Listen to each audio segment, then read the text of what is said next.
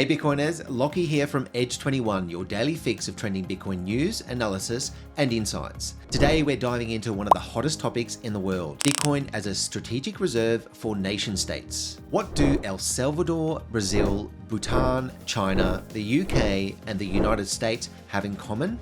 They're all eyeing Bitcoin as a strategic reserve. And if you think that sounds crazy, think again. In fact, Bitcoin is on track to become the world's next big reserve asset, and some nations are already leading the charge. From $1.7 billion in missed profits in Germany to El Salvador's multi-million-dollar Bitcoin bet, countries are waking up to the fact that Bitcoin isn't just for tech bros anymore. It's a game changer for national finance. Stick around as we dive into why nation states are making a move to make Bitcoin a permanent part of their economic playbook. Alright, let's dive in. Why are governments from Brazil to Russia to Bhutan putting Bitcoin on their radar as a reserve asset? Well, Bitcoin's unique properties make it a natural hedge against things like inflation, currency devaluation, and, brace yourself, even global financial instability. And yes, we're talking about real-world use. Countries aren't just sitting back and waiting, they're diving in head first. So let's take a closer look at the leaders in this movement. First up, we've got El Salvador,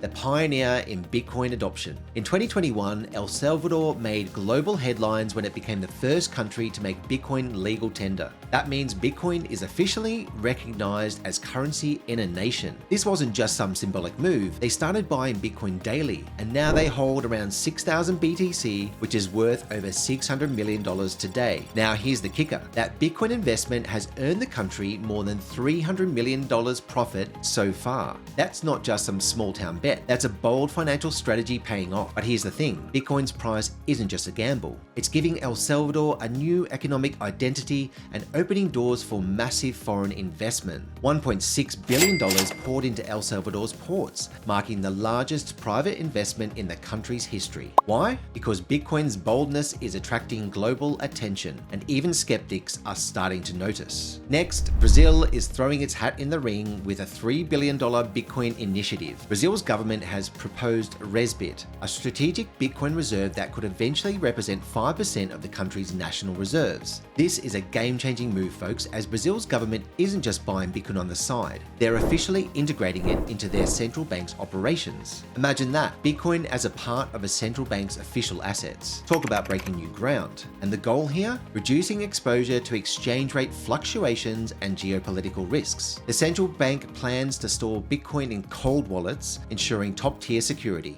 This is all about economic sovereignty. Brazil is positioning itself to not just weather the storm, but thrive by embracing the future of money. As stated by Brazilian politician Eros Biondini, the approval of this project is essential to guarantee the country's economic sovereignty and align Brazil with global innovation trends. Bitcoin isn't just a speculative asset, it's a strategic tool for national financial resilience. Now, here's a country that might surprise you, Bhutan. You might not have expected a tiny Himalayan kingdom to make such a splash in the Bitcoin world, but Bhutan is leading by example. Bhutan, which holds over 12,000 BTC worth more than $1.2 billion, began mining Bitcoin back in April 2019 when the price was only around $5,000 per Bitcoin.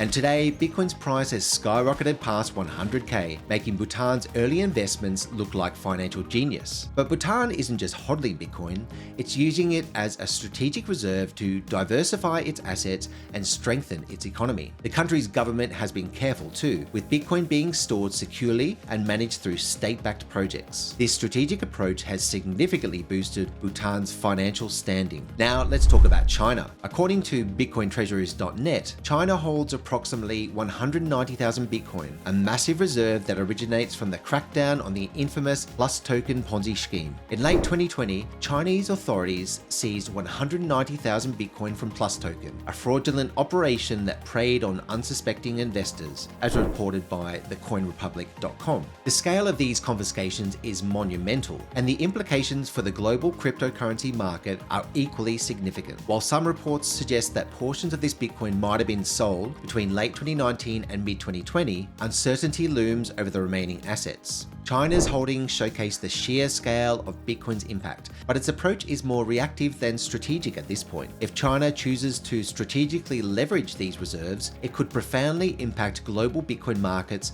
and further solidify Bitcoin's role as a reserve asset. Now let's turn to the United Kingdom. The UK government holds approximately 61,245 Bitcoin, valued at over £3 billion, seized through law enforcement operations targeting criminal activity. One notable case involves Zhang Wen, a former takeaway worker turned money launderer. Wen's Bitcoin stash, linked to a massive fraud in China, was confiscated in 2024 by the Metropolitan Police, the largest Bitcoin seizure in UK history. The government is still deciding what to do with these assets, with options ranging from returning funds to victims to liquidating them responsibly. Recent laws like the Economic Crime and Corporate Transparency Act are helping authorities manage seized Bitcoin more effectively while preventing its misuse. If the UK retains these holdings, it could mark the beginning of a more proactive Bitcoin strategy, turning seized assets into a strategic reserve for national benefit. Now, let's talk about the US. We're not there yet, but the wheels are definitely turning. Senator Cynthia Lummis of Wyoming recently introduced a Bitcoin Act that could see the US acquire over 200,000 BTC annually over the next 5 years, or roughly 5% of Bitcoin's total supply. That's 1 million BTC by the end of the plan. Imagine the US Treasury storing that much Bitcoin. The US would be the global leader in Bitcoin reserves, and they're already laying the groundwork. But why is the US even considering this? Well,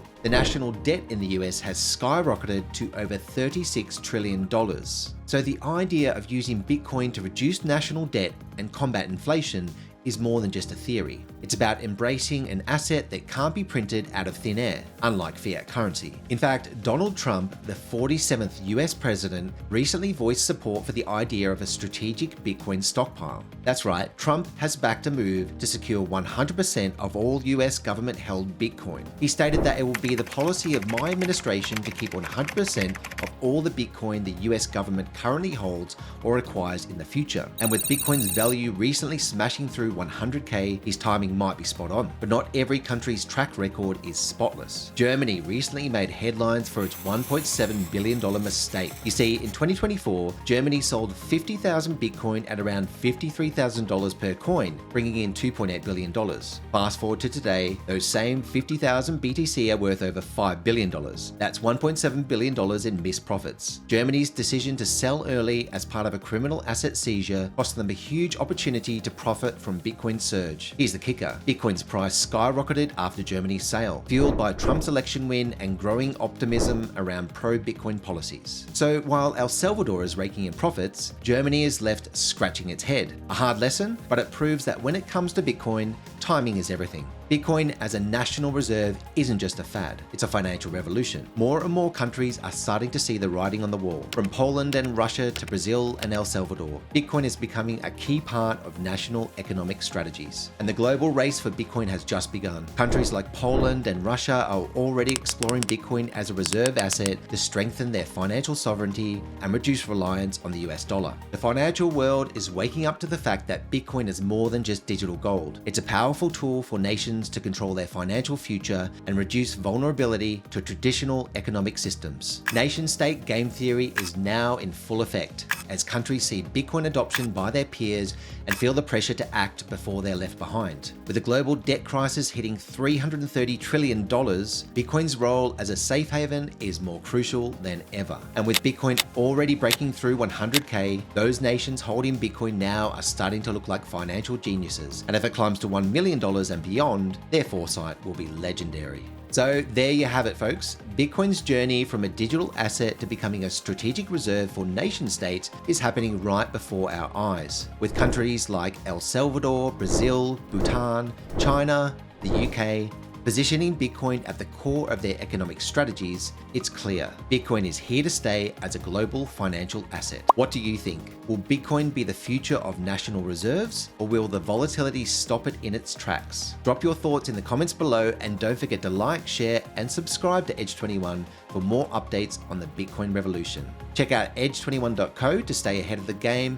with personalized Bitcoin content, news, and insights. As always, stay strong and hodl on.